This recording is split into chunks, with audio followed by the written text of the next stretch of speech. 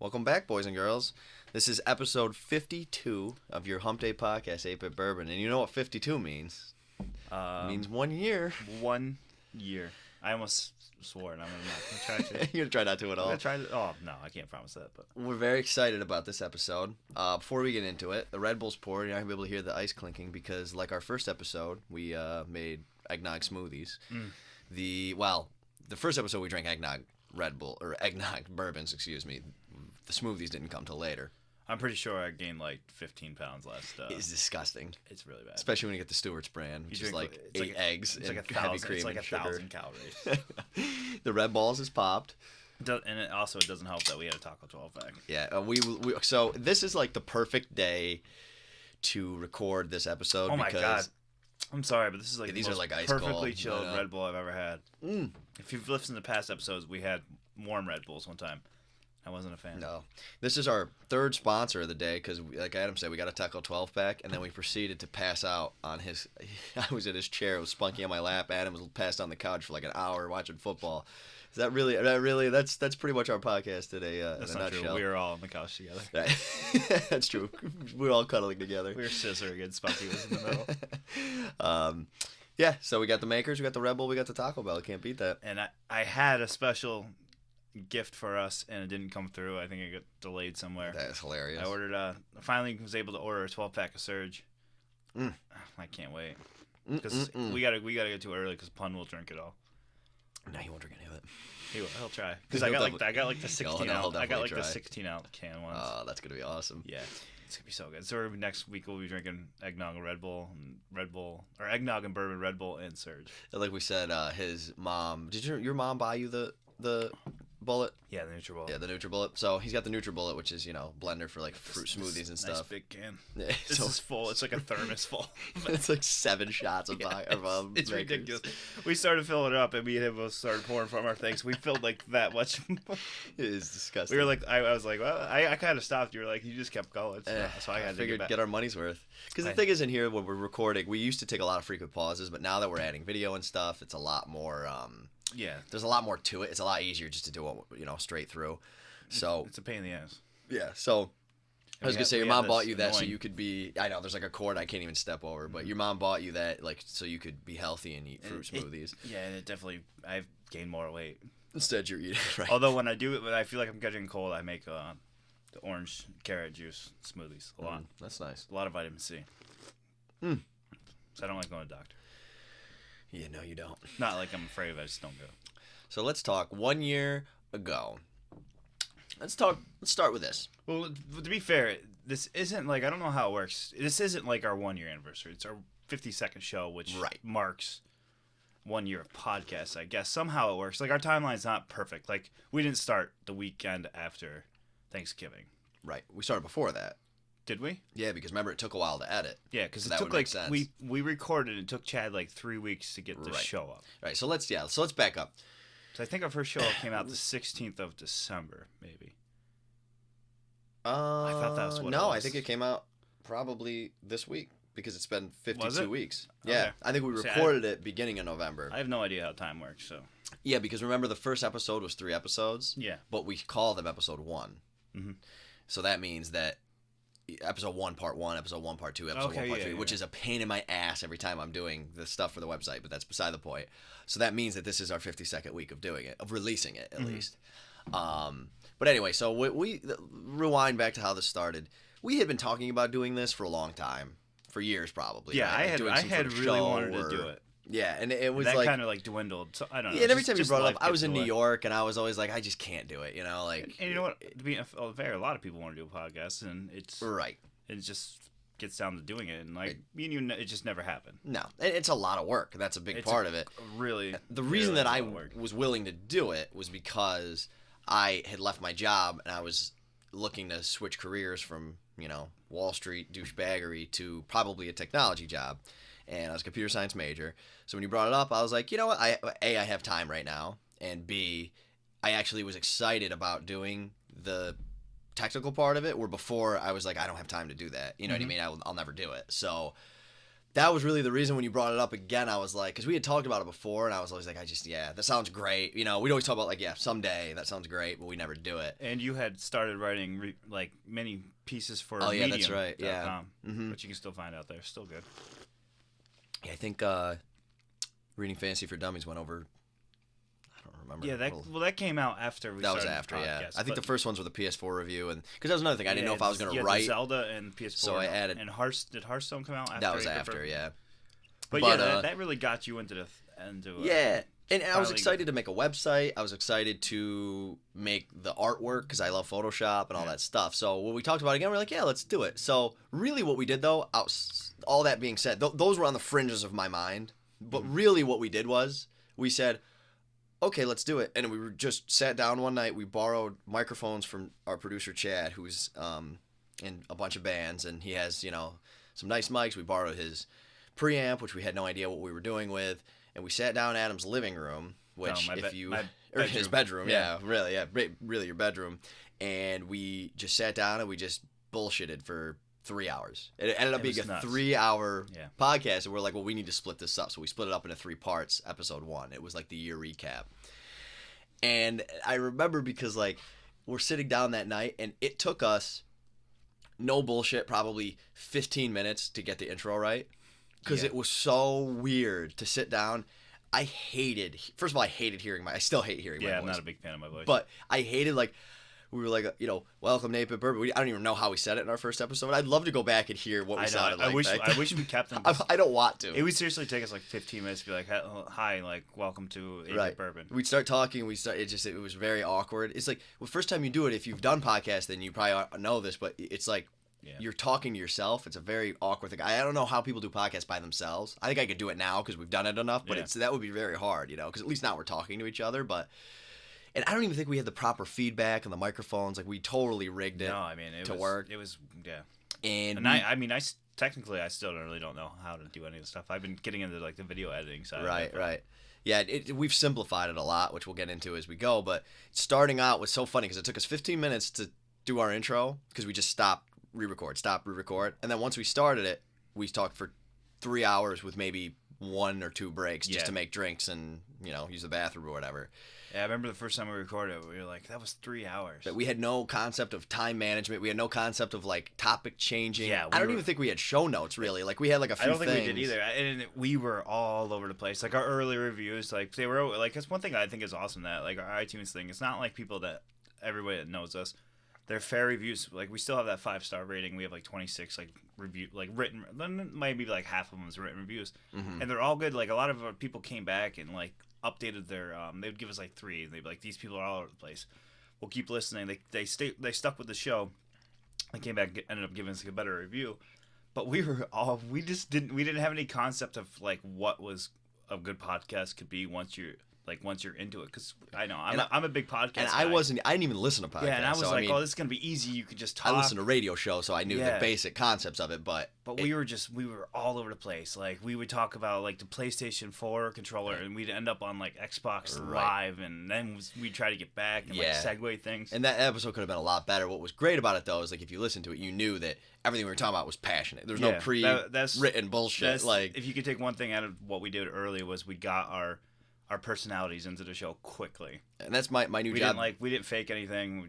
We just went with it. In my new job, they teach that a lot. It's like, you can suck at a lot of things. If you have true passion, you can sell somebody on anything, because people know a phony when they hear it. You know what I mean? Mm-hmm. And that's why if you can find something that you really love and do it, the money will come, because it's, you know what I'm saying? If you're something that you're obsessed with, and that's kind of like those episodes. We were so excited just to do those, just because it was hilarious, and it was great because that was when we got on iTunes. Best of the hot new podcasts, and that got us tons of new followers. But it was great. It was great timing to do it because the new generation was launching. There couldn't have been a better time to start a podcast because the Xbox One and PS4 were launching. I pre-ordered both of them. I don't think we could have done it. It would have been really, well, I don't know what we would have talked about. We talked for 3 hours on just those two systems, just the two console launches. We talked about the controllers for 45 minutes. I mean, like I don't of course, remember. If you read my PS4 review, you'll know how obsessed I am with the controllers. I don't exactly remember how like new and noteworthy thing works. A lot of people say different things. They say like once you're on there, you have like 8 weeks, or there's a limit. Or they're 2 to 6 weeks, or whatever it is. But yeah, there's a limit. We got lucky. We were talking about the Xbox One and the PS4, and we were right on the new front when people were buying new iPhones, iPads, all that stuff for Christmas. And we I remember I think there might have been a glitch in the system where we got frozen on there for the entire. We got frozen at number 1 for the entire Christmas week. Remember that? Yeah, it was awesome. And it wasn't, or maybe we were just doing well. I don't know. And it wasn't just like the video game section. It was like the it was new in all podcasts. It's like we were up there with like we still have pictures. We were like next to Ice-T and stuff. Like we were above Ice-T and like Adam Carolla.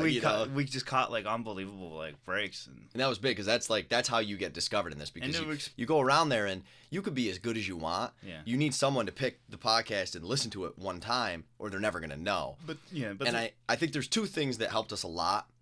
Number 1, from the get-go, we decided we are not gonna fuck around and like have a shitty sounding. Like how many podcasts have you listen to a lot of like new podcasts? Yeah, I just won't listen and a lot of them sound terrible, right? Like I would say most of them. And we said we want to sound as good as The Verge, IGN, whoever's doing it. We want to sound, and I really think that we've done that for 2 reasons. Number 1, getting really nice microphones. Mm-hmm. Putting the effort in, but also Chad was huge for that because we had no clue what we were doing. I feel bad for Chad. Chad probably thought this was going to be like a phase. Like, I know he was like a month or 2, and Chad's been doing it for 52 weeks. A year later, Chad's taking time out of his life. It's too bad. At some point, I'd love to really focus and get this going and like monetize it and stuff a little more because it'd be fun to be able to like pay, because like there was a stretch where Chad would go in and add a sound effect for every topic we talked about, every topic change. If you listen to like our episodes from, let's call it 20 to 30, somewhere in there, I think that's where we really hit our stride as far as Chad would edit. He would take like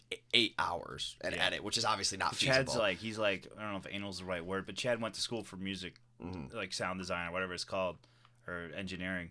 So Chad has. And he writes all of his band songs. He has like a music engineering degree. He wanted to be a producer. Right. He's fantastic at it. So once he starts doing it, he's gonna make it perfect. It's just the way Chad is. Everything's gonna sound perfect. He's got that ear where he can hear the flaws and he makes it better. Yep. And that's why we're lucky. He adjusted our levels. He actually used to at the beginning because we didn't have these great mics. And one of the greatest part about these mics is, and I found these because there's tons of AAA podcasts that use exactly these mics. That was one of the reasons. They also just got great reviews, but. They do a lot of noise cancellation. Yeah, they're sexy. They do a lot of noise cancellation. So, like, at the beginning, we were using... I can't remember exactly what the term is. Dynamic or something? I think it was dynamic. And... Well, that's just one word. Like what Chad uses, right? What Chad uses for... It's either that or the opposite. I can't remember. But what he uses for, like, recording, like, a drum set or something. And the problem is it picks up everything. So, like, if you dropped a nickel in the corner of the house, it picks it up, which is bad for podcasts. These are actually dynamic mics, but they are supposed to have the other benefit of kind of blocking that out. So where I'm going with this is Chad used to have to take our audio tracks, line up all the peaks, and when you were talking, he would delete my tracks, and when I was talking, he would delete your tracks, and it took him fucking forever. And that was not including when he would add the Mario pipe sound for changing topics and adding the theme songs in the background. He would like add the Halo theme. We talked about Halo and shit like that. He would call me out when I said something stupid. Yes, that is also true. I forgot about that. We should have really we need to go through and like annotate which ones have ridiculous stuff going on. Yeah, the problem is like, we should do that. But like, the problem is you can't really, like, with our type of show, we can't like recommend like, oh, you should go back and listen to this episode because we're kind of like a topical show. Like, I mean, probably 3 weeks like back. most podcasts are. Yeah. But yeah, that is true. But if you ever want, like, I did it like 2 weeks ago, maybe. I went back and listened to like the first like couple episodes, just like the first 10 minutes of each, just to see how far we've come.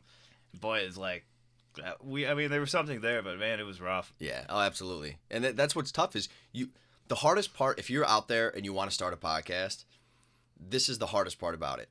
You need to get off to a fast start because if you let's say that you eventually are going to get these microphones and you're eventually going to get a producer. You're eventually going to do the show notes properly and plan the show. The problem is you have that short window to be new and noteworthy, and that's where you get most of your listeners. We were getting, in our first week, we didn't have a single person to download our stuff other than our friends. We were getting thousands of downloads because we were on New and Noteworthy, #1. And that's why you need to be good right off the bat. Because imagine if you've listened to some podcasts, it sounds like you're recording off a fucking cell phone. Yep. We would have a tenth of the listeners that we have. So, like, if you're going to start a podcast, you got to think it through. Yeah, and also, if you do get on New and Noteworthy, record as much as you can, as fast as you can. Get it out there. Because people, once they subscribe, they'll keep downloading your stuff. Mm-hmm. And I wish we would have known that. To be fair, most people don't do as much as we do. We were doing weekly. Most people do bi-weekly, and we started off with 3 episodes, which most people don't do because we had it was a 3-part episode 1. But then I had to figure out, I knew nothing about podcasts. I had to figure out how to link them to FeedBurner to get onto Apple. You would think this would be really easy. It's really not. And you have to link them onto a feed that then that's like, so like if you have a blog, you have one specific website, or one specific part of your website that then auto feeds. So like when I post a podcast article on 8bitbourbon.com, iTunes automatically picks it up. And now it works seamlessly, but setting that up was not easy. I had no idea what I was doing. It was like black magic when our first one showed up on iTunes. You remember that? Yeah. I couldn't believe that it worked. I was like, I can't believe that this is on there. And getting back to my original point 15 minutes ago, we had 2 things going for us. Number 1, we were on New and Noteworthy. I think that's what I was saying. Oh, we had good sound quality. That's what I was saying. Oh, yeah. Number 2, not to thump my own chest, but I loved our artwork, and we've gotten tons of compliments on our artwork, and I really thought that we popped. Like when you saw all of the shows, ours popped. And like that's another thing that sounds stupid, but when you're going on iTunes and you're saying, I want to listen to a new video game podcast, a new technology, a new podcast in general. Yeah. Shitty artwork's like a shitty cover of a book in a bookstore. I know personally, book covers mean absolutely nothing. The author usually has nothing to do with them, but you can't deny that it matters. When you walk into a bookstore, you want to get the one with the sexier artwork, Yeah. And I always make fun of the Black Prism books, which are some of my favorite books ever. They have the worst artwork I've ever seen. I put that in my fantasy review, and the author who commented on it didn't even, he didn't say something specifically about it, but he saw that I said that. I was like, the books are amazing. The artwork is awful.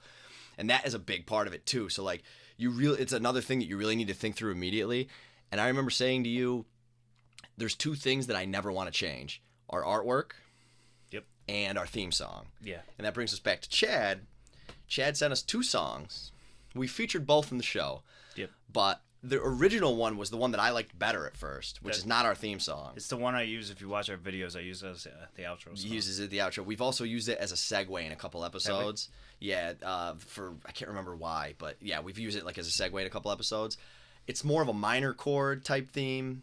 It'd be more fitting in like I can't even think right now, like a Terminator Genesis game or something. But I actually like that theme better on first listen. But somebody, I don't remember who said it, because we were like some people listen to it. Somebody said it's not as much of an intro theme though, and I think they were right. I felt that way too. Yeah, and I did too. It's more like the major chord, like Mario theme that we use now, which I would never change. Like to me, our intro theme is our show. Mm-hmm. Like, and I remember saying to you, like, I don't ever want to change our intro theme because it's you listen to certain things and it becomes nostalgic. Like that song is still nostalgic for me when I get the stick from Chad. When I hear your phone right, it's my rigger. When I get the stick from Chad, I copy it to iTunes and it starts playing. It always reminds me of the first episode. That's why it's something that you can never change. And Chad is brilliant at that. Like we've said this before. If you guys want to do a podcast and get an intro, you're gonna have to pay him. He's not doing it for free, but he wich awesome chip tunes. Yeah, and real like songs. He just made that stuff up on like a whim. Like right, he just did it one day. He didn't have it like in his library of music credits. Chad's so talented that he just. We didn't even tell him like what kind we wanted. We were like, we just want like we want it to be video. It's a video game technology podcast. And Chad, we want it to be. We decided early. We knew we want it to be a chip tune. It's called 8-bit Bourbon. I mean, and Chad loves all that kind of music, and he just makes shit up as he goes. And like I said, he's perfectionist. That probably took him like a couple hours to do, but like right. Well, he makes said his shit up in his head. He said to me once, the way that it works for him is he could do stuff like he probably did that and took each one of them maybe an hour. But the reason is because he had inspiration at the time. Yeah. Sometimes he'll sit down, he won't be able to write anything for 12 hours. He has to be like in the right mood. If he has the right thing, he can do it quickly. But if he doesn't, and I think that's how a lot of song creators are. But the reason that it worked perfectly is because he had been thinking about writing chiptunes for a long time, but he had never really done it, I don't think. Yeah. So it was like perfect because it was like the first, you know how like your first anything, like most of the time an author's first book or a artist's first album is always the best. I feel like that was like him pouring all of his creativity into it. So. I always tell him, I've been telling him for years to because that guy in 2.5 Men, Charlie Sheen, his character used to write like commercial jingles. Like, I was like, Chad, just write a shitload of those and send them somewhere. Yeah. I mean, he could probably make money. He can do anything. He writes anything from like the band called Grand Design, which is a band that I don't think they're really doing anymore, but that's like jazzy music. He was in a punk band before. Any game developer could just use Chad. Yeah. And if you guys listen to our podcast, you know, he has another band. It's just a 2-person band with Al. Yeah. What's the name of it? The Futuristics. And the Futuristics, they do like, I don't want to call it. It's not really Daft Punk. It's electronic music, you know, and that's a whole different, you know, side of his stuff. That's where he's really into now, is like the synth type stuff. But anyway, that was a huge part of our show, is the intro and stuff. Which brings me, I just thought of something. The name, 8-bit Bourbon. So me and my brother had been talking. My brother Ben, who was a guest on one of our first shows, which we'll have to bring him back this holiday season. Me and him have been talking about a blog for a long time, and we were trying to think of names, and we came up with a whole bunch of them.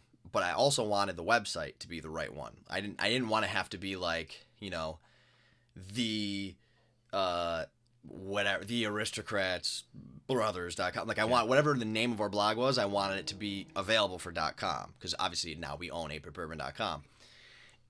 The two that I loved were 8-bit Bourbon and Argyle Socks. Yeah. Argyle Socks, they tried to sell me for $50,000. I was like, fuck you. I kept going. This guy still writes me to this day. I was like, dude, I wanted to buy this for a joke blog with me and my brother. Like, I'm not going to pay more than whatever it costs, you know, $70 it costs for 2 years. He's like a squatter? He's just a squatter, yeah. But because obviously Argyle Socks could be a commercial type thing where you're selling socks. But I thought that was hilarious, Argyle Socks, because, you know, I wear a bunch of Argyle socks. But the other one was 8-bit Bourbon. And my brother, see, he claims that he would have used it. And I know Ben's listening to this at some point.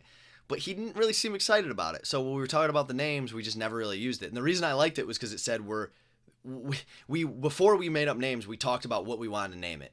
Or what we wanted the name to say. And we were like, we want it to be nerdy. But we want it to be mature, kind of classy. Yeah, we had adult nerdy, going into this. You know we had the audience in mind of what we wanted to hit. Right, that's another important thing. Like, I don't want to take too far off topic, but we knew where we wanted to take the show, and who we were trying to grab. And so when I said to Ben, I said, you know, I was like, you know, I gave him like a list of 50, because that's I was just like stream of consciousness, not 50, 10 maybe, and it was just, you know, most of them were terrible, but 8-bit Bourbon was one of them, and I remember going, I love 8-bit Bourbon. Like, that was, I think it was actually 16-bit Bourbon at first, and then I was like, 8-bit sounds better. So we just kind of talked about it, and we never made it, and we never even made the blog, and we both started blogging on Medium, which is a whole different story because it makes more sense. But I remember you go, what are we going to name this thing? And I go, I don't know, but I know that me and my brother were going to call a blog 8-bit Bourbon, and that was my favorite name. I remember you go, done. Yeah, I'm just like, you were like, done. Like, it was, and we never talked about another name ever. Like, it was never even like a topic of conversation. That was, of all the things we talked about, that was the easiest decision. You know what? Honestly, I guess, like, even with doing this, I guess I can be considered like a creative person and like doing like the video, like editing or writing stuff on the website. But I'm not. I don't come up with original ideas that often. I don't think.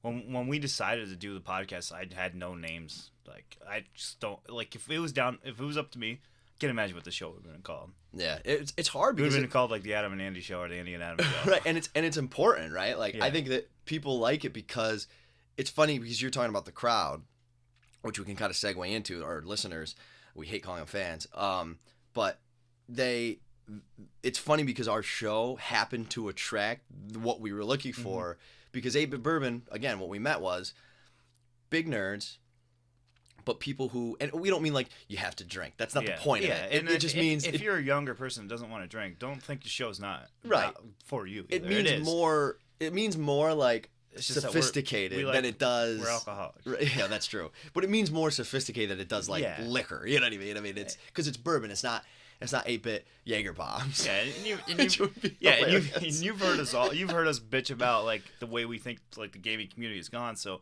I think that bourbon, like in the 8-bit, it shows like, in a way, it shows like the generation that we grew up into, and now where we're at now. And it's when I say adult, it's funny because it's not really an age thing, although most of our listeners are older. You know, a lot of them, especially the ones that interact with us, they have families and kids, and you know that, which is funny because we don't. The sport bastards. But yeah, but that's the kind of the people we're talking about. Is like we talked in our first episode about what we wanted to bring, which was as you get older. I think it was the description I put on iTunes. I haven't read that in forever, so I don't even know what it says. I have no idea what it says. Just as an aside, that's part of the hard part about this. I sat down one day and I said, holy shit, I need to do like a billion things. And like part of it is like descriptions for the show that are going to be there forever. And I just did it in 10 minutes because it's just one of 100 things I had to do. You know what I mean? So I was like, description for the show. You know how hard it is to succinctly describe a show in like a tiny paragraph? Well, yeah. I mean, I do it all the time. Like I've been like you handle like we split the duties up. I do majority of the social media, not like all the Twitter interactions, but the stuff you guys don't see, promoting in other websites and stuff like that. Mm-hmm. It's a pain in the ass. Like, and I consider myself like a modest person. I don't like to brag about anything. I don't like to talk about myself. And when I have to like post descriptions of the show, it's like, Jesus Christ. Like people do this every week, and it's brutal. Like it's a good thing to like. It's a good complaint to have. Yeah. Like it's because it's fun, but it sucks. I think what I said was, and it worked because we talked about it in the first episode.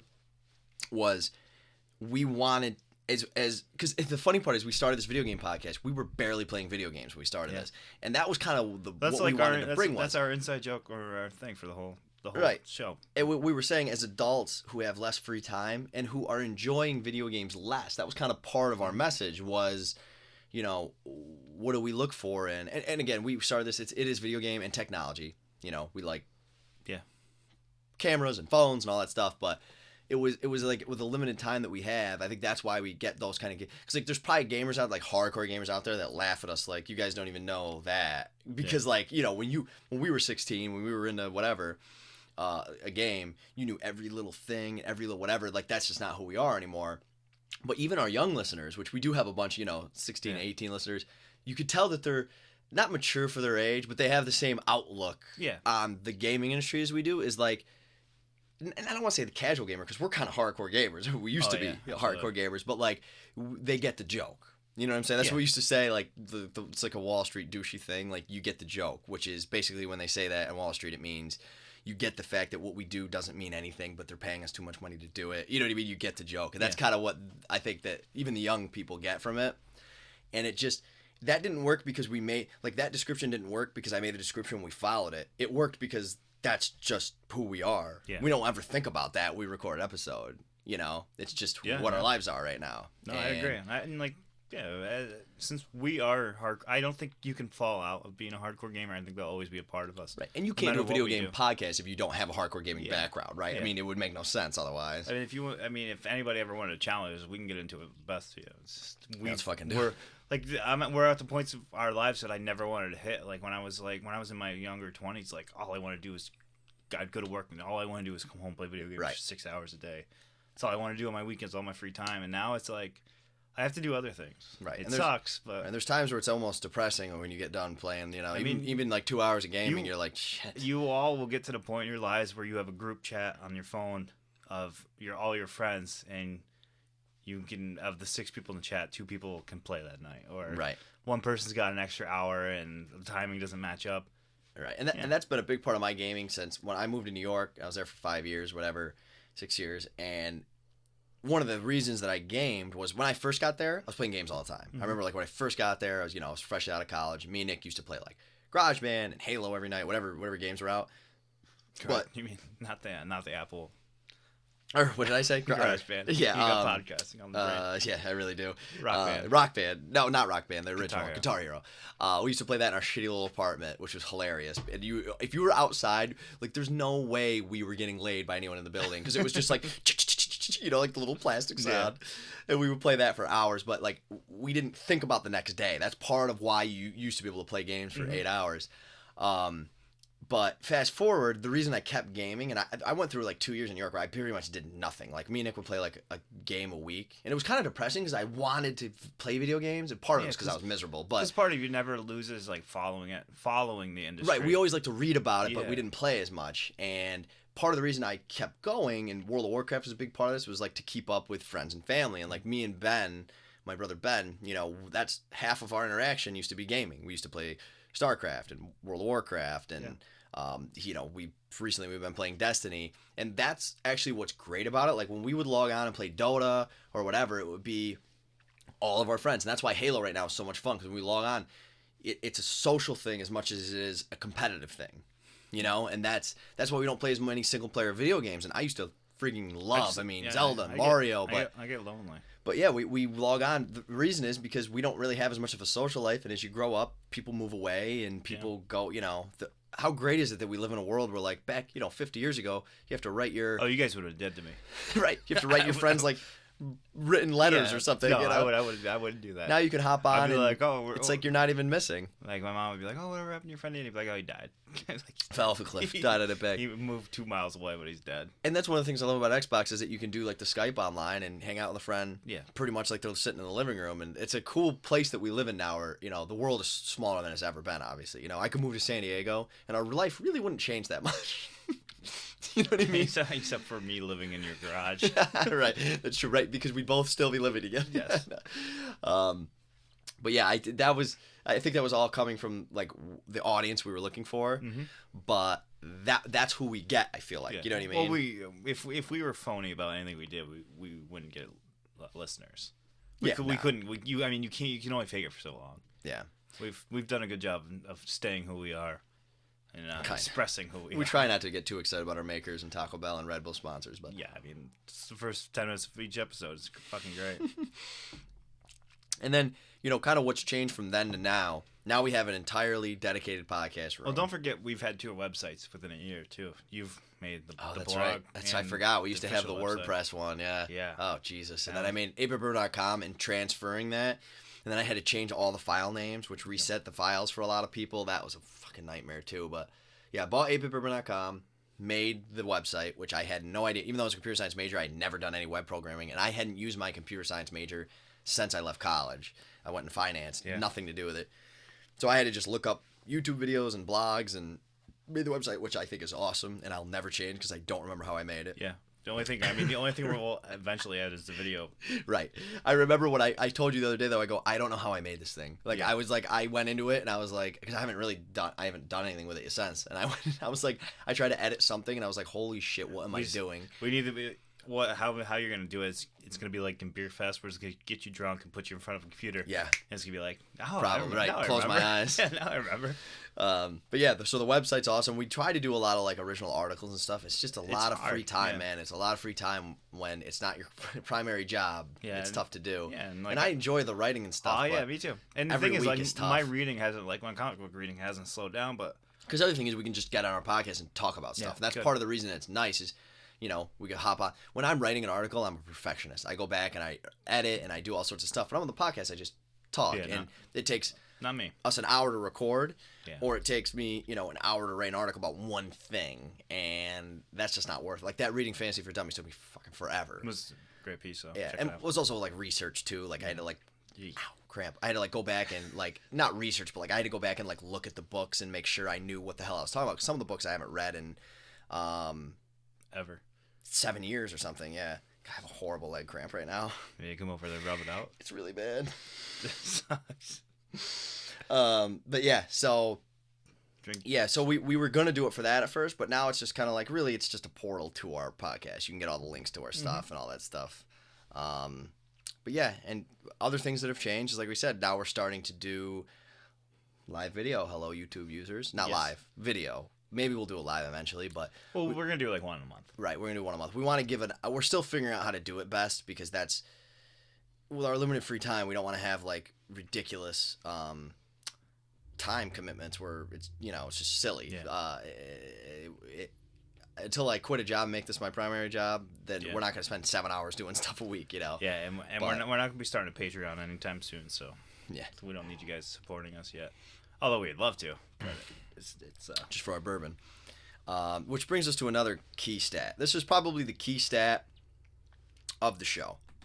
So we've been going as my leg cramp just continues to grow. That's the worst. That shows that you've been drinking a lot.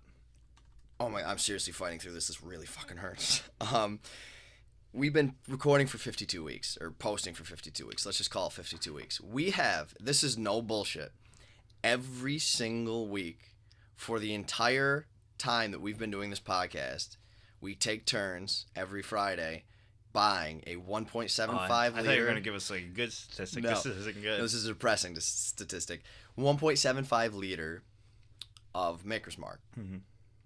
Every single. So then obviously we split that. Yeah. And we just take turns. So every single week though, we have a 1.75 liter. They cost at our local liquor store, which is great because they have good prices, about $55. Mm-hmm. So 55 times 52, we've spent $2,860 on Maker's Mark since we've started. No, combined. Oh, okay. Damn. So each we've spent whatever, $1,430. That's scary. Number one. But you know what's even more scary is how much we drank. We've drank. Like there's not really a drop left. No, we've never. I mean, they're always gone every single week. Yeah. That's a 1.75. If you guys know, if you're not big drinkers, a normal bottle of liquor is 750 milliliters. Yeah. This is 1.7. This is a liter more than that. It's the big boy. Given we're splitting it, but still. So $1,400 a year. Yeah, more than $1,400 a year. How much we spent on Red Bull? Because that's gotta be a half. This got to be up there too, because Red Bull's way per ounce is way more expensive. So when we're on our deathbeds at like 56, we're gonna look back and be like, "Damn, we drank a lot of fucking Makers." So we gotta get these Makers. We should probably just cash those Makers checks we get. And we've drank 91 liters of. That's scary. 91 liters What's of the Makers. liter like in gallon? So I can picture it. Because I'm not Canadian or worldly. Liter of cola. Liter. I don't want a goddamn. I don't want a large Farva. I want a goddamn liter of cola. We've had 91 large Farvas. So what did I say? We've drank 91 liters. 91 liters. Shit ass. So we've drank 24 gallons of Makers in the year. Each? No. Okay. God, so, don't. So 12 gallons. 12 gallons of Makers each. In a year. And that's not including all the times we've bought extra. That's fucking disgusting. That is seriously disgusting. Yikes. I don't even know what to say about that. So that's the alcohol part of it. What else? So let's talk about where we've come from where we were. So we got a new podcast room. You could see it on the video. This is still a work in progress. This is a pretty recent thing, but we have a dedicated table. We have these microphone stands with the $300 microphones and the really nice preamp, which we love. Obviously we have changed the entire way that we process everything. Yep. Which has been big. We're doing a video version, high def, with the same audio tracks now. This is very recent, like in the last few weeks, with every podcast episode now. So you can go on YouTube and watch it. Except last week, there was just an audio problem. I don't think I can figure it out. I don't blow it. There won't be an episode. There won't be a video.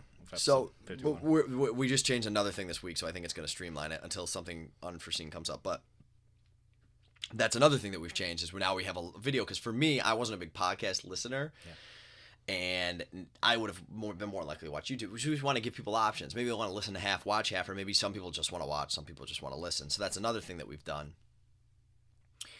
We've had great interactions of famous authors and famous people, comic book people, and Anthony Ryan's like such a good friend of the podcast, and he read all my reviews, and he sent you an early copy of his book. Sent me an early copy of his book signed, and like retweeted all of our stuff. He's awesome. We've gotten Scott Snyder to send you a direct message and retweet a bunch of shit. We've met some amazing podcast people. We've been on some amazing podcasts. Mm-hmm. Can't forget those people. Absolutely. It's been awesome. And you got the guys that, just for the last couple months, the guys at Toying Around, who let us record in their, the back room in their toy store, which is so awesome. Like to have that legit of a toy store. We were going to be back there a couple weeks ago, but we just started doing the video thing, and we complicates things a lot. We wanted to be dedicated to that. We wanted to try to work out. I mean, we're still working out the kinks, but we really wanted to. Once we figure that out, we're gonna on that, because we want to help them too, because they have really interesting, cool people that run the store, which is why it works, and they have been trying to do the first thing we did when we sat down, that we were like, why don't you guys do your own video YouTube thing every single week, or Hangouts on Air would be perfect for them. But they could go through a toy that they're getting, because like they don't just get like I'm not a big toy guy, so I don't know that much about it, but I know that there's like rare things that come through all the time, and he could go in there, talk about it on YouTube, do an episode, then sell the thing, you know, and it would just be, I think it'd be very interesting, because they're kind of like us. We're like, there's like a lot of caricatures out there of a nerd, and like people who are just not social and whatever. Like these guys have seen it all. Like they were like hardcore rock fans back in the day, like metal, who got like, this is a long story. If you listen to that episode, I think it's one of our best episodes where we interview them and talk about like how they started the store and all that stuff. But you know, they talk about how he got into Superman because the whole metal scene was kind of like taking care of people that can't take care of themselves, kind of thing, you know, like defending those kind of people.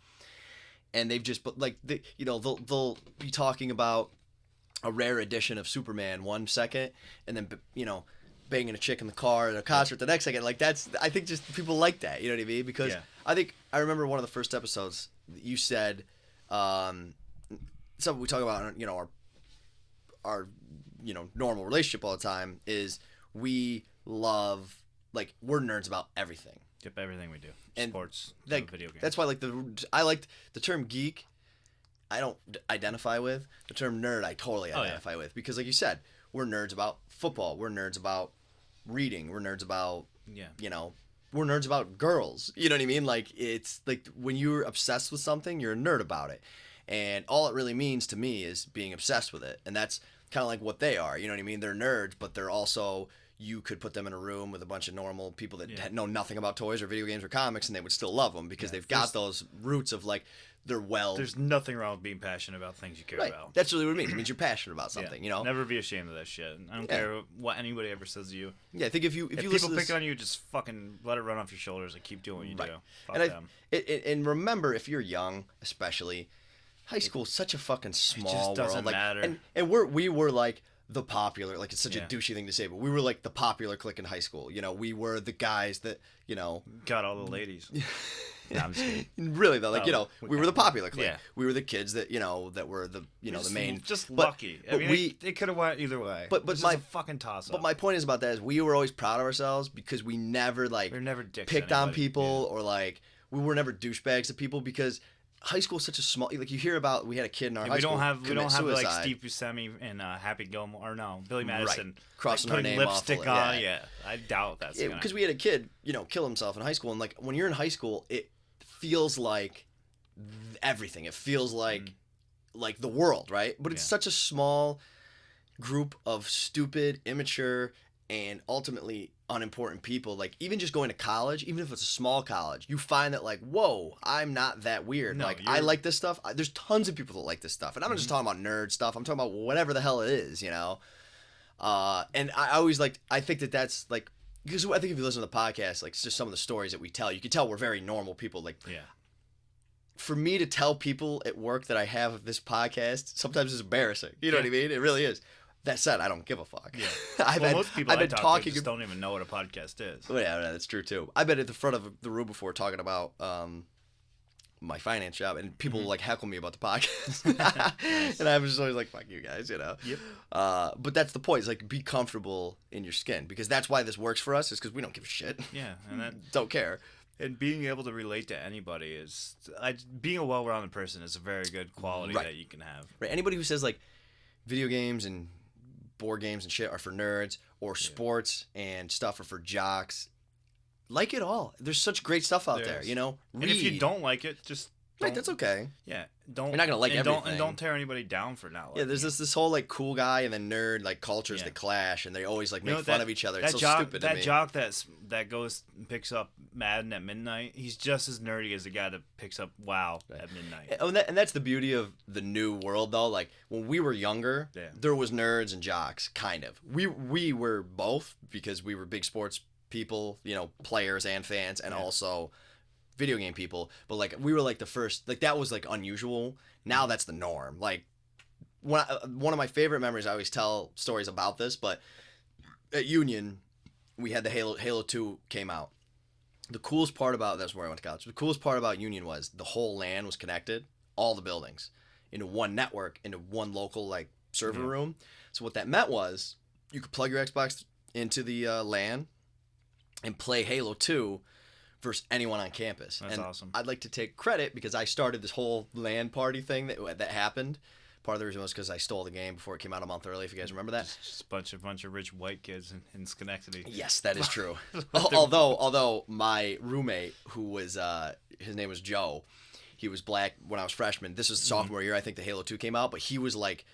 Is he the guy with a bunch of cell phones? Yes, yeah, he was fucking hilarious. He was like we lived together freshman year in a 3-person double, like because it was a quad, so there was two bedrooms that were supposed to have 2 people. Yeah, we had and a common area, so we had 2 bedrooms with 3 people each. So we had an extra person. So like me, him, and another guy were like on top of each other, but he was like of like all like because that was a good way to put that. What's that? You said me and 2 other guys were all on top of each other. Oh yeah, you know what I'm saying. But like he was like the man, and like because Union is such a racially single. It's such a white college because it's like one of those crusty colleges, and like he was all of the minorities. He was like the man of them. So I used to always have all of them in our room, and we used to have a fucking blast. But what I was getting at was it was me and his 3 friends, me, Johnny, Lou, and Joe, who all were from the Bronx and coolest guys in the world, but they were like not the best Halo players because Joe was pretty good. The other 2 had never played before, and we used to play down the hall with a LAN cord, and like that was our teams. So I just thought I was going to defend the fact that it was like the all-white school, which it kind of is. But I didn't, we had like, Joe to kind of lead the way, and Joe got us written up 3 times when we weren't, we were drinking, but they didn't know we were drinking, just for noise from playing Halo. Was he into it? Oh my God, he used to scream like the most hilarious shit. He used to go to I've told this story before, but he used to go, my name was Suck Me Sideways at the time, and everyone had like names that weren't their names. He used to go to the cafeteria, and let's say like we beat Too Tall in a game, which was he was one of the best Halo players in the land. He would go to he didn't know who Too Tall was, because it's Too Tall, it's not a real name. He would go to the cafeteria and go, Too Tall. Too Tall. I know you're here, Too Tall. Where you at, Too Tall? And he used to like scream that, and like he would eventually find the person and like make friends with them and talk shit to them, and then like that. So we eventually found out who everyone was in the land because he would go and like scream that at the quad. So where I was going with this though was we had the LAN and everyone would get on and play. We used to have like full on 8-on-8 games, maybe 2 at a time sometimes going, and it was so cool because you had like, Joe and his friend group, which was one, but then you had like the really douchey frat boys who called themselves all the Top Gun names, was one like clique that did it. You had the football team. So like I had the star linebacker for our football team walk across campus once and go, "Fuck you, Suck Me Sideways," and then walk right back out of my room because we like went all the way across just to tell you to fuck off. Just to tell me to fuck off because we won a game like, at the end of the, but it was just funny where I was going. The whole point of the story was everyone came together over video games. It didn't matter if you were the biggest jock on the campus or the biggest nerd on the campus. I'm somewhere in between, but it was just cool like that. Like, and I think that's the new age. Yeah, I mean, World of Warcraft has what, like tens of millions of people. Yeah, and they ain't all nerds. Yeah, they're not. Like your brother Joe, he's right. He you would never think not the nerd, and he loves StarCraft or not StarCraft, World of Warcraft. Yeah, and he's a great player at it. Dave Chappelle played. Yeah, you know that. Mr. T played. No, he didn't. There's no way he could figure out how to log out. He got paid $10 at a cab ride to say he did. Exactly.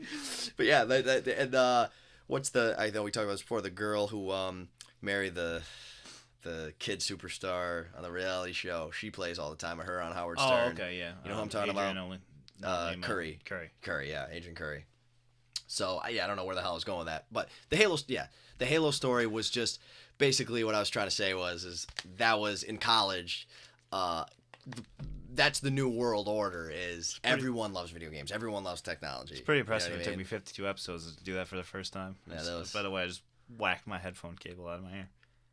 Didn't freeze anything, right? Shouldn't have. No, we're good. Perfect. What I wanted to say before we got into that was when we started recording this, we were talking about the room.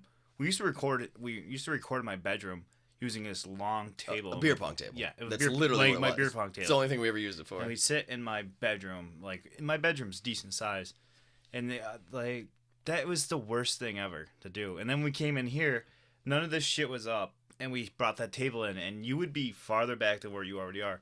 I would be back in this back corner, and we'd sit in corners and record. Yeah, it sucked. It did. The table was really awkward. The laptops didn't fit right. Our mic stands sucked because I bought them for like $5 on. I mean, they were fine. Well, they were fine, but they weren't good either.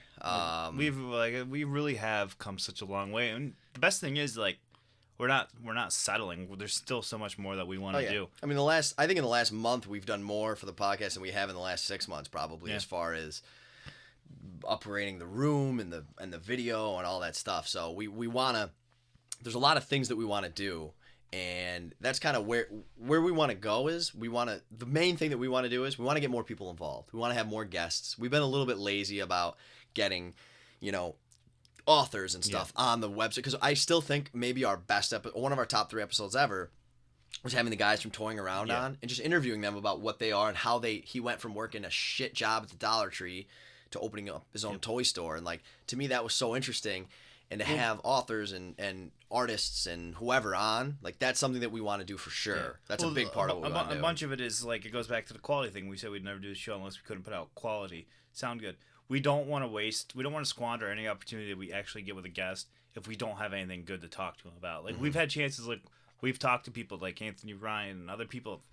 The conversation is there. It's just we haven't been ready to take it to, like, where we need to take it to have them on the show, to have a good episode about. Mm-hmm. I don't read fantasy books. Right. I haven't read any of his stuff. Like, can we have a quality show? Yeah. We're going to get there. We have a lot of plans for the show. And as far as that, too, we like getting fans on the show. We like getting other podcasts on the show. One of our most successful episodes was our E3 podcast, where we had two other podcasts? Two other podcasts on, which was, E3 Way. That was an awesome episode. And like, I got really drunk. Yeah, I got hammered. And that was kind of like the origins of what we are now, because we did it live video on the couch. Like, it was kind of what we're doing now more. And that was really fun because I think those guys are very much like us too.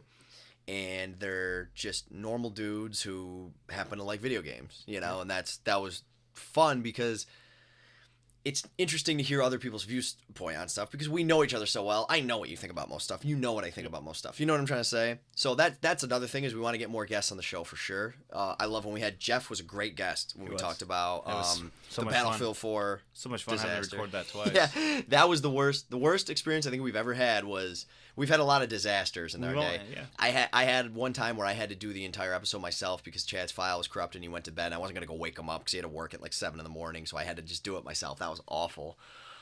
We had the episode where Jeff came on for an hour. He was sick as a dog. We recorded the entire thing and just wasn't there the next day. Yep. Corrupted, whatever. We had to record the entire fucking episode again. And like, if you guys don't do podcasts, talking for another 40 minutes about something you've already talked about really sucks. Like, and you know what? The episode, and I think it's a good thing in a way, though I think our first run might have been better, but just because it was fresh, we talked about a lot of different stuff because you just feel like a phony. It's like you feel like an actor saying the same shit again. So we kind of ignored a lot of the stuff that we had already said because none of us wanted to be like that guy who was just like acting. You know what I'm trying to say? It's hard. I know. Ow. Like it sucks. Yeah. And then we did the sloppy box was a big thing. Yep, we still have to send Laurel's out. I know. We've been lazy about that lately, but we had the idea we had been getting something called Fancy Box, which I signed up for back in the day, and then it was hilarious because Adam and Pun got it, but then they started getting theirs first, which was really annoying because it showed me everything I was going to get. But it's basically just a random allotment of shit. It could be technology stuff or clothing or home improvement, not home improvement, but like home type stuff, kitchen type stuff. And it was awesome. And we decided to do the sloppy box where we send people random crap, anything we want. So we'd always send like 2 good items and 3 ridiculous items, like a really horrible movie, but then we'd also send like a PSP. Yep. It's just, it took a lot of effort and it's expensive to ship. Mainly laziness, though. Yeah, it's extremely laziness. But that was good. A lot of people loved the stuff that we said. We said a lot of hilarious stuff. And when you work full time and you do other things, time goes by fast. Like doing these, like it seems like Friday hits us real quick, and then it's a pain in the ass. We'll get better at the things. Yeah. Important thing is we still remember to do it sometimes, occasionally. Yeah. And that that kind of brings us to. One of the coolest parts about this podcast is I am probably more so than you terrified of I hate like online interactions. I've never added a random friend on Xbox Live. I've never added a random friend on Steam. Like I have such a stigma about what's out there. I don't want to deal with it. You know what I'm saying? Yeah. 1 second. And keep going.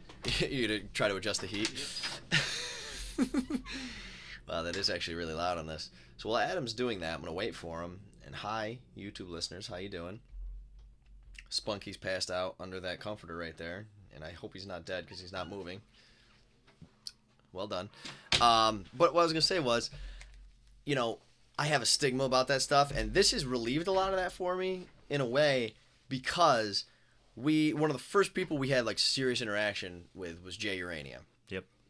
He was just a fan of the podcast. He messaged us. We were talking about Dota, and we ended up playing Dota. Like Dota was like the big thing for us. We started playing Dota, and it really like ruined all the other gaming for us. He really opened my eyes to Dota. Yeah, and he sent us an email because I had known about Dota. I could blame him for the downfall of Pun. Yes, that's true. I had known about Dota for a long time because I'm a huge nerd, but it always sounded just too painful. I just couldn't. I knew that it had a huge steep learning curve, and I knew I was gonna suck at it for a long time because it's just the nature of the game, and I hate sucking at stuff. So like I just didn't want to deal with it. But he sent us a message. In fact, I remember he said his game of the year was Dota. That's what it was, and we ended up playing Dota with him. He's just a nice guy from North or South Carolina, one of the Carolinas. Let's not get in that. You hear that? I don't think he has kids, but he's always got his like nephews and stuff. I don't know if he does. Maybe he does have kids. I don't know. He's always got like kids running their own background. And I just remember thinking like, wow, like this is a good dude who like we would actually hang out with in real life. And that was kind of like the start of we play Halo with a bunch of guys, and Tyler's one of them. And you know, we interact with all sorts of guys on Twitter and stuff, and it's kind of opened our in Facebook. We've got like detailed messages from people. We've had people on as guests before, and it's kind of opened our eyes to like we're out there. Yeah. Us, same people. You know what I mean? And like it's so easy to be jaded because if you play Xbox Live and someone's calling your mother a whore and dropping the N-bomb with a 12-year-old white kid, it's like you want to kill yourself sometimes. And like you get jaded to it, and you realize that there is just as many good people out there. It's just that the vocal minority kind of takes over. You can also let this shit get to your head too. Like you can be like, oh, these people are reaching out to me because they listen to the stuff I create. That's just the stupid way to look at it. Like we're all just fans of shit. Right. Like, so I'm sure there's been 1,000, 10,000 people that have listened to this podcast and wanted nothing to do with it because we don't tickle their funny bone. You know, like. But for the people who we connect with, that's why I literally don't think that I've had one. There might have been one time that we had a random fan we played Dota with where I was annoyed by him, but I think that was like one time. Yeah, there was one. There was one guy I was really annoying, but we're not gonna get into that. But he wasn't like that bad. No, I didn't want to kill him, but for the most part, it's been people that like are just totally like us. It's funny because you can just. I guess they just see that our vibe is their vibe. Yeah, I would say like 97% of the interactions that we've ever had with anybody are have been so positive. We've had a few email tips. The only people that's ever attacked us have been people that they do other podcasts. Remember that one kid that attacked us because he was mad because he had a podcast that had 8-bit in the title, and he was calling calling us unoriginal. That kid was just so stupid. I mean, my God. And there's like 8-bit like. It's not our thing. It's everybody. Right. There's probably 100 podcasts and websites with 8-bit because it's the original. Yeah. Gaming. What did I say to him that before we blocked him? But it was pretty funny. I think I said something like, I was like, yeah. Well, first of all, I was like something about how 8-bit is so original considering like you're the 1,000th person to use it. But I was like, yeah, you are so much more creative than us. That your podcast came out a year ago, and you have 1/50th of the followers on Twitter that we do, or something just like that. Yeah, it's just weird how people act. And there was I didn't even know what he was talking about. I was like, wait, you think that we copied you because we have 8-bit in our name? What are you talking about? Yeah, it's just really like because I could random call out. I said something like I could promise you, just like everyone else in the world, no one like that. I have never heard of your podcast to copy it or something like that. Exactly, and I think that's the only negative, like real negative reactions or interactions with anybody. There was like 2 or 3 podcasts that just started shit with us, like for no. Because if you listen to us, I think you could tell, and this isn't like our job. First of all, I'm not going to tolerate any. I'm not going to antagonize anybody on Twitter. Right. The thing is about us is we don't give a fuck. Like if you listen to our podcast, we don't give a shit. Like we just don't. We do our thing, and it is what it is. And if people want to listen, great. If people don't, we don't care. We're fine. We're like a train. We're moving forward. If you want to jump on, hop on. We hope people do. We're not going to stop and like I'm not going to debate shit with you. podcasts are about opinions. Like, and we understand that anybody can express any opinion they want. If they have a mic, we have a mic, we express ours. And the opposite side to that, too, is I think that a lot of people, what they like about... I'm really holding back this sneeze. Yeah, I hope you do it. These mics are powerful. I think what a lot of people like about our podcast is that you can tell, I think, I hope that you can tell, but we've gotten this a lot in like emails and Facebook messages. Number one, we can talk about whatever we want to talk about. So like if there's a game that comes out and it's a big release and a lot of people, like IGN and GameSpot and all those companies, they have to talk about it. We just skip it sometimes. We just never talk about it. We don't care because we don't care about it. But number two is that you can tell we have no alliances whatsoever. Like, we are the opposite of a fanboy. Like, I own all three major consoles. I don't, like, I'll trash one week. I'll trash one the next. Like, and we're the same way with websites. We'll praise one week, and then next week, absolutely, our show will be about the bullshit they do. Mm-hmm. Polygon's the perfect example of that. Sometimes I love their articles, and sometimes I think they're the biggest douchebag stuff ever. They're owned by the same company. Yeah, The Verge. Yeah, exactly. They're very similar. But I think that that's what we try to do is we don't give a fuck. Like, EA's not paying us, obviously, because we shit on them all the time. But that's a big deal because I think when you're listening to IGN, you don't. I'm not a conspiracy theorist. They have to stay in the middle of the road. Right. I'm not a conspiracy theorist. I don't think that EA is paying people for better reviews. Yeah. For the most part. But like Kotaku and like Famitsu, those are the ones that have been like accused of it, right? Well, everyone's been accused. IGN's been accused of it because here's the thing though, and this is important, and it is what it is. When you go to IGN or GameSpot or Polygon or wherever the hell and the entire website is an advertisement for Madden, let's say.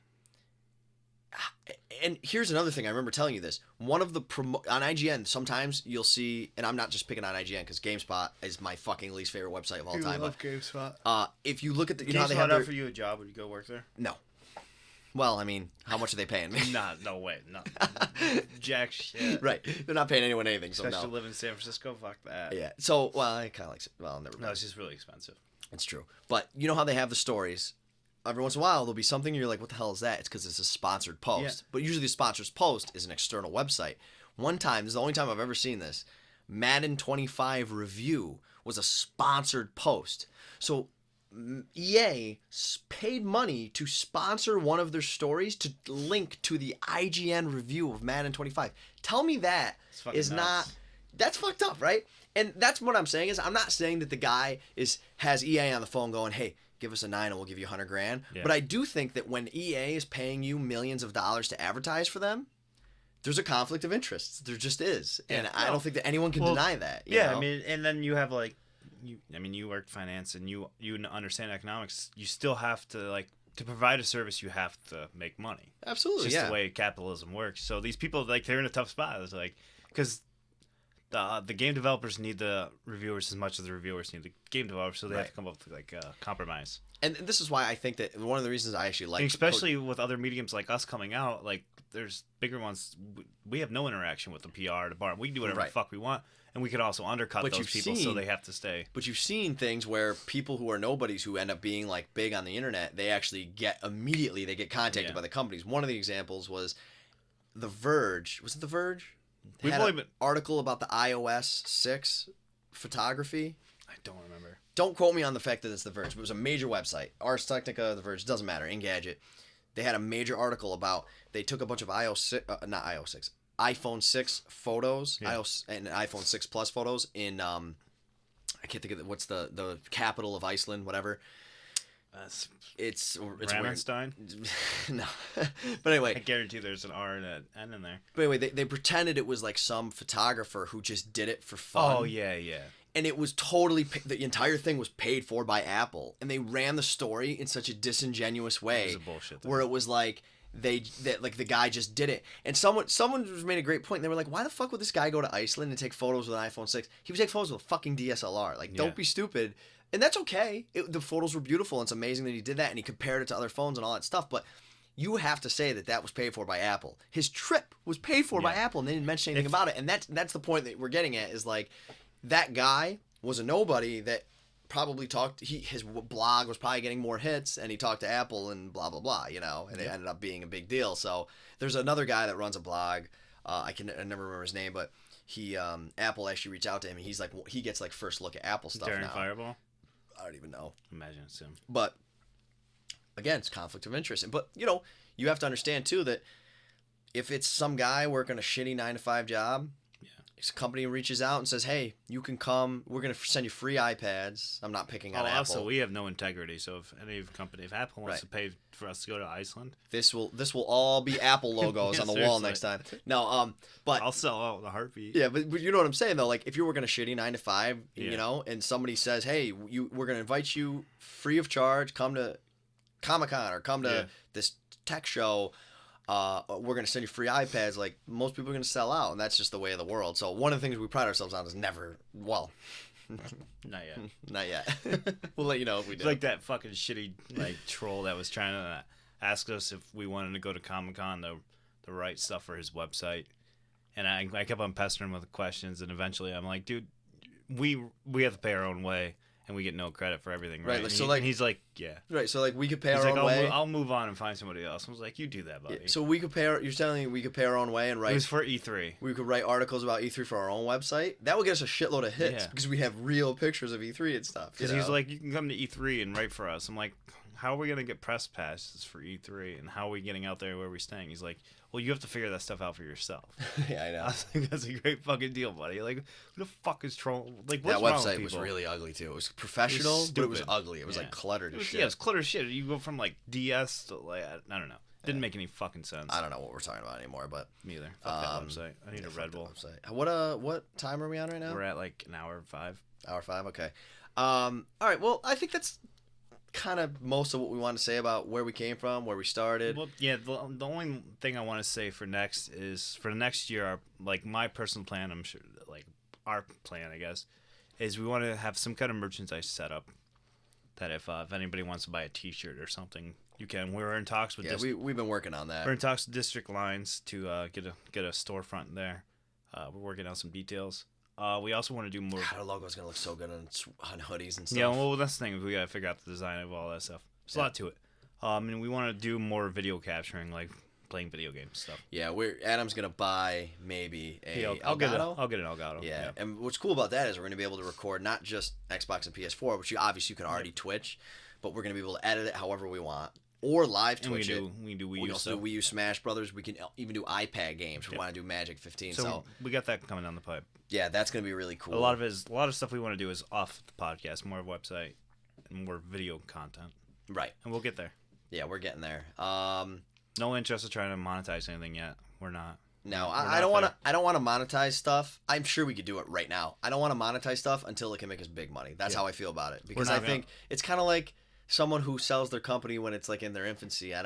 Like, and we're not in this for the money anyway, you know. And if we're gonna get sponsored by someone, I want it to be something that we love. In our, you know what I'm saying? There's ads on our YouTube videos just to protect ourselves in case something, by the fucking stroke of God, we get 1 million downloads on our website. Right. That's just to protect ourselves, just in case.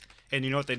They're not like, we have them set up where they don't show up every time. So you might click on it 10 times and you don't get an ad. The 11th time you might get an ad. If we do get a sponsor, I want it to be someone that we like. Because I won't sell out just for like some shitty thing, you know. We'll discuss it with you guys before we make any decision. I mean, you guys, your vote doesn't count. It doesn't mean shit. But we'll probably give you a heads up. Well, we might ask you about it. No, we're not gonna make the decision anyway, regardless of what your personal opinion is. But we'll never do anything like it's like too intrusive. We're gonna stay the format that we are. Should we talk quick about I don't really care about talking about everything that I have on the show notes. That stuff can wait for later. Let's talk about Corey sent us a Twitter message. Let's talk about that real quick. Can we do the Nintendo Wii U thing? Well, that's one of the things I want to talk about. Let's just do Corey's thing real quick. He said, do you have it up? Yeah. He said, serious question though. Now that Xbox One and PS4 are a year old, what would you like to see in the next year from them? This is something that we're going to dial in more. We're going to do a December show. I don't know what date, but we're going to do a year in review because that's what we did last year. But what I would like to see from them, just to give you a little taste test, is I think the social stuff on both of them sucks right now. And I think it's been a huge regression from the last gen, and that's the biggest thing that pisses me off. Number one, I'd like to see PS4 get a goddamn HBO Go app and get the media stuff going. Yeah. Obviously, I'd like to see AAA titles and all that stuff. I think that stuff's coming. You got The Witcher, you've got Halo 5, you've got probably Uncharted, maybe. I don't know when. The AAA titles are coming, and we're going to have a huge conversation about how these consoles should have been coming out in November this year, not in last year. But I'm not really sure what else. I don't know. Mine would just be like for Xbox, tighten up the OS. Yeah. And slim versions, of course, are coming, especially of the Xbox because it's huge. Just clean up the dashboard, get everything working. Sometimes like it works so fast, and there's like slowdowns for like stupid stuff that you don't want to do. The friends list, I think, still blows.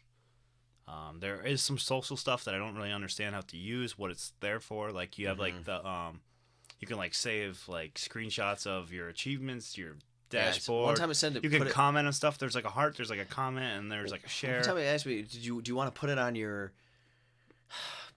something? They're just like you're bored or something. I was like, I don't know what that means. Yeah, they're not explaining anything. The ideas that they're putting in, I think, are good. And in 1 year, the Xbox One dashboard has come ridiculously far away. Absolutely. And Corey, one more thing. I'd like to see Xbox, especially, number one, continue the updates. Yeah. Like you're saying, and PS4, because Sony is not as good with the updates, I think, as Xbox, but they're coming a long way.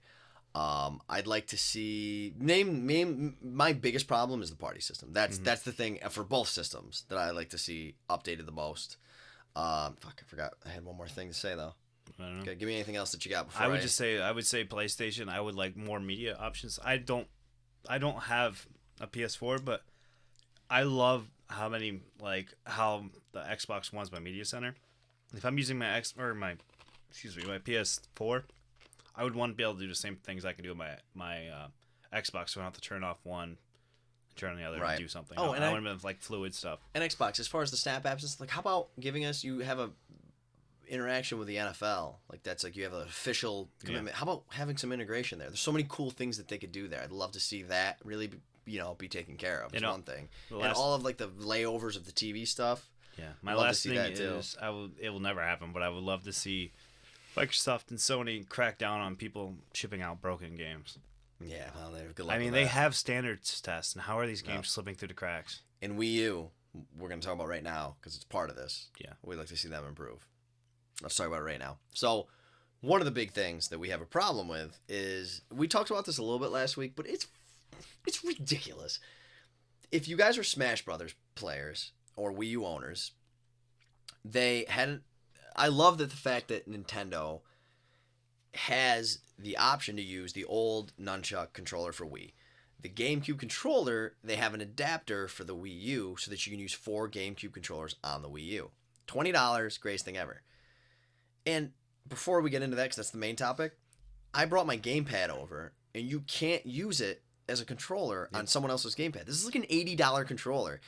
I understand the fact that it can't stream live video to both controllers, which, by the way, it doesn't do shit anyway. Yeah. All you can do is see the game that's on the screen. By the way, when I was using that Pro controller, I was able to turn off the video on the gamepad when I wasn't using the gamepad. Right. Why can't I just do that with both of them? Right, because what we thought was, I didn't want to see the video on my gamepad when I brought it over. Yeah. I wanted to just be able to use it as a normal controller. It's ridiculous that you can't use it as a normal controller. But that gets us into the GameCube adapter, which in the show notes I have Nintendo Wii fuck you GameCube adapter. Fuck that thing. Dude, it's like of every 10 people that want it, I would say maybe 2 got it. Yeah. It's ridiculously undersold. It's a $20 adapter, and they pride themselves on GameCube is huge for the GameCube controller is Smash Brothers, because GameCube Melee, Smash Brothers Melee was the GameCube game that really defined the whole thing. And we try to find this adapter everywhere. They haven't shipped out any more shipments. People are like rumoring that they're not going to make any more. And it's like, it's classic Nintendo to release a game that's amazing. Yeah. It has everything. It's like, it's worth $100 because it's got more content than most AAA titles do. They're not going to have any paid like DLC 50 plus fighters. Until it really, it's incredible. It's amazing. We can't play it with our friends. Nope. Because we actually have the controller. You went out and bought a bunch of shit too to actually make it better, which it is better. But still, someone's using sucks for one person. Someone's using the gamepad. Someone using the Wii nunchuck, and it sucks. It's a fast-paced game where you need a real controller. The Wii Pro controller, that's fine. Yeah, Wii U Pro controller, that's fine. But you promise us this, and then you ship 100. How much could it cost to make this thing? It's fucking. I mean, you're selling simple as it's a $20 adapter. And you're selling it for $20. Is the thing, right? Get it out there. Do you want to talk about the GameStop thing that you think might happen with that controller? What's that? Remember how you think they might be changing the price? Oh yeah, well GameStop. They've done this before, which GameStop and GameSpot. This might be breaking news. You might not hear this anywhere else. Yeah, maybe. GameStop and GameSpot are the two worst companies in the world, so it makes sense that they have very similar names. Because I always go to GameSpot when I'm trying to go to GameStop. They used to say sold out online, check store availability.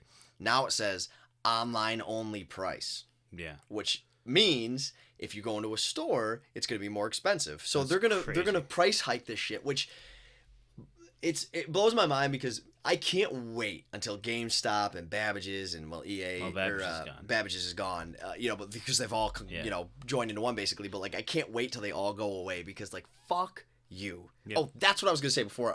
Next year, to Corey's question, Corey, I want to see digital games take over like Steam. What I mean by that is I don't mind disc-based games, but digital games allow for free market pricing where I want to see games drop in price drastically quickly. Yeah. But you eliminate the reselling of the physical copies so the developers are still getting money off of them. That's what I want to see. I want to keep secretly. I want I want to see Xbox and Sony have been doing this very good. They've been secretly just quickly putting out the sales. Like they're not giving like GameStop or anybody time to react. Like they're saying you can have this game at 12:01 Eastern time. It used to be like you had to get it at 3:01 West Coast time. Now now if like the person that goes to our GameStop at midnight, I can play the game I can play the game before he does. Right. And that's really appealing for me. And as a corollary to that, I won't do it, but as a corollary to that, I want to see that digital pricing fucking kill GameStop because it's the biggest piece of shit. We talk about all the time. They try to sell you on like all these bullshit membership cards and strategy guides, and their prices. A used game is like $55 fucking dollars. It's like ridiculous. You go on eBay and get it for $20 cheaper. I can't stand it. I want to see that company go bankrupt so bad.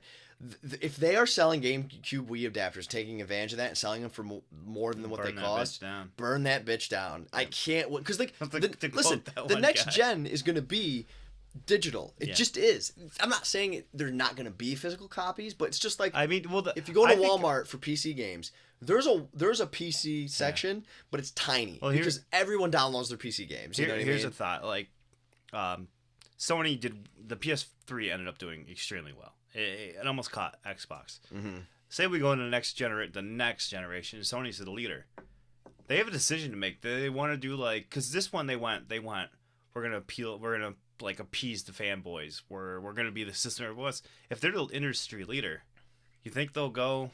It'd be interesting. Yeah, because if they do it, then Microsoft will be like, "Well, we tried to do this last time. We're coming with you." Right. Yeah, it'll be interesting. And then you're dead. It'll be interesting. I think though, it's going to be because the underdog is always going to make moves to try to make to undercut the leader. I think it's going to be more about this generation. Yeah.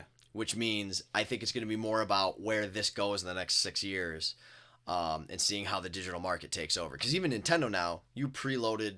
Yep. Smash Brothers. And I also opened it 15 minutes before 12 o'clock. Which is like black magic because Nintendo to have a preloaded I called game. That. I said to you, there's no way I'm not gonna be able to open this game before 12 o'clock. Yeah.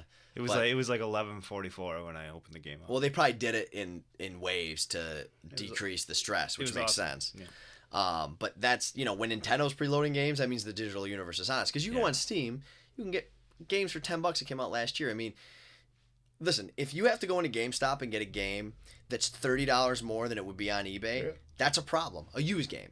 Yeah. That's a problem. And I don't think... And again, on eBay or GameStop, the developer gets fucking zero for that. So the developers support digital 100%. Yeah. 100%. It's only, you know what I mean? Like because even if a game sells for $20, well, that's the developer getting $20 or whatever, $5, whatever the hell they get from that. As opposed to zero. If I buy Dragon Age Inquisition, then I give it to you, they get nothing. Or if I sell it on eBay, they get nothing. So it's just a matter of time. There's a reason that the Steam sales are so good. It works for everybody. Yeah, and what I think we'll see within like the next year or two is the deluxe edition of games. I think they'll be the $60 version. I don't think there'll be regular version of games anymore. Like the games that cost $70 at GameStop will be $60. We'll see, yeah. I mean, that's a new release. PC games are $50-$60. I don't think we'll ever see like a brand new Call of Duty be $50 digital and $60 retail. But you could see a more jacked up, preloaded with more DLC for $60. And that's the other thing that's going on in console games. And console games, more than any other, more than PC games, are hijacking the consumer because they're not only releasing a game for $60, they're carving out a huge portion of the game, like Destiny, and releasing it as a DLC. So it's like, that's why Smash Brothers kicks the shit out of every other game, even though we're so pissed about the GameCube adapter, because it's just so Nintendo to do everything right except one fucking thing. You know what I mean? Just to like really royally, like last generation they fucked up online, for example. But if you're gonna like Wii U, GameCube, Wii U, Smash Brothers, you don't ever need an update to that game. Yeah. I hope they do update it. I hope they balance it and all that stuff. But my point is, that's a $60 game that is twice the content of every other AAA game that's coming out, because all the other games plan on releasing DLC and Nintendo doesn't. So when you get Smash Brothers Wii U, that game is like an old school game. That's like buying Mario 64 for $60, and that game is a 10 for what's on it.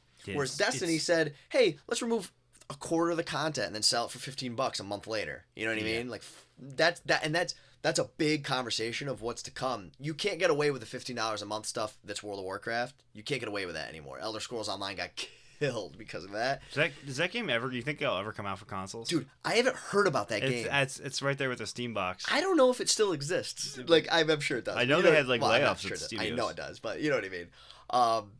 Quickly, I want to say. Yeah, go ahead. But that could be a whole episode of like the pricing of video games and where you go as far as DLC, and because I understand that AAA games they take more to develop now than they used to. The teams are hundreds of people. Yeah. I get all that, but I'd rather pay $100 for a game up front for a complete game than $60 for a game where I have to pay $40 more in the next year to get the whole thing. But anyway, go ahead. On our Reddit page, comment on. Is that how you say it? Yeah. I don't know. That's how we say it. He says he wanted to say congratulations, guys. 52 excellent episodes, or is it 55? Because the original, the first one was 3, and then he said, haha. And Dustin Stanton said, happy anniversary on Reddit. Thanks, so thank you, guys. And those are just some of the listeners. I mean, there's I don't want to leave anybody out, so I don't want to get into it, but we've had so many guys that every week they have interesting things to say, and, we've interacted with a bunch of them on Xbox or PlayStation or whatever the case may be. I can't wait to do kind of a live. I think the year-end review might be a better time for like a live Google Well, the problem is we had interest. It's just like setting up schedules with like 10 different people is fucking impossible. Friday nights are good. Saturday nights are good for some people. Like some people can't do anything on the weekends. Yeah. Like Thursday night's better for them. So it's ridiculous. We're gonna do we got to the point where like we just go with it, and what happens is gonna happen. And we appreciate everybody that reach out to us. It's just the way the shit goes. It's whatever. Yeah, but again, we almost came up with the idea of we've had tons of people who not recording ever again. Just we did. We thought about it, especially when I was in a Taco Bell coma. Making you guys wonder what's going on. Come out. Do we need to get out of here? Yeah. Well, right. I'm happy we're getting in there because the original plan was to try to go 2 hours, and fuck that. Yeah, I know. Well, because we got the Star Wars trailer we could talk about. Let's do that quick. All right. I liked it. That's pretty much all I have to say. I'm very happy. I'm not going to nitpick it like the internet. Right. I already knew this because of all the leaks, and everybody knew this, but I love the fact that J.J. Abrams is going with a more live sets, on location sets, where George Lucas filmed the new trilogy in a fucking green screen room, and it's the worst. Obviously, it's the biggest disappointment I've ever had in the theaters by far. I really liked the tone of it. I liked it seemed like dark. Yep. We're not going to nitpick the fucking lightsaber like everyone on the internet. I love that X-wing thing. The way they're flying fast. You know what my favorite part of it was? The new kind of R2 looking unit with the circular wheel. Cool. I just thought, you know what was cool? It was CG that looked like a model. Like it was like a combination where, because you look at the original Star Wars and it was very much like everything was and I know that they have like dolls and real explosions. It's not all CG. Obviously there's going to be CG. And I really like the this is like simple thing, but like the camera angle they took when that girl's driving away from the thing, that's very like Star Wars thing, like somebody's driving away from the camera. It's like not the camera following somebody. It's like CG. It's like No Country for Old Men. It's shot with like a widescreen desert view, and it's almost like Michael Bay directed the new trilogy. It really is. And if you defend the new trilogy and say it wasn't awful, it was just disappointing. No, it was fucking terrible. I mean, if you didn't know what Star Wars was, Yeah. And you saw those movies, the problem you would think that they were the worst movies you've ever seen. That's how bad it was. I guarantee there's a generation out there that thinks the new ones are better than the original. I hope not. Because they probably see all like the graphics and all that really stuff. Though, that's a big argument. Like every time they're talking about the Star Wars trailer, people will be like, well, the episode 1, 2, and 3 weren't that bad. They were just disappointing. No, they were objectively fucking terrible. What do you look for when you read a book, watch a movie? You look for character development. Worst characters ever. Terrible acting, but it's not even the actors because it was the dialogue that was so bad. The story's about a trade dispute of no one knows what. Yep. That had 40-minute lightsaber battles, which had nothing to do with the original movies where they had like really short, simple lightsaber battles. It was about the characters. I mean, if you don't think those movies are bad, you should probably stop listening to this podcast. Yeah, they fucking suck. But one thing I'm interested in is, like, I thought all the stormtroopers look exactly alike, so I want to know who the black guy they showed in the beginning is. He might not be a stormtrooper. No, you're talking about the fact that it was like the Clone Wars. Yeah. Now Did they change it up after that? No, I don't understand how that works. You never saw a stormtrooper without a helmet on, right? No, but I don't know much about the lore. I don't know much about the lore of Star Wars. That's the thing. I just don't know anything. The clone stuff was only a small part of the world. Okay. In the original 1, 2, and 3, it was the Clone Wars of Jango Fett. Not Boba Fett, but Jango Fett. You're making shit up. Yes, it was one of the Fetts. Yeah. Those were the clones of them.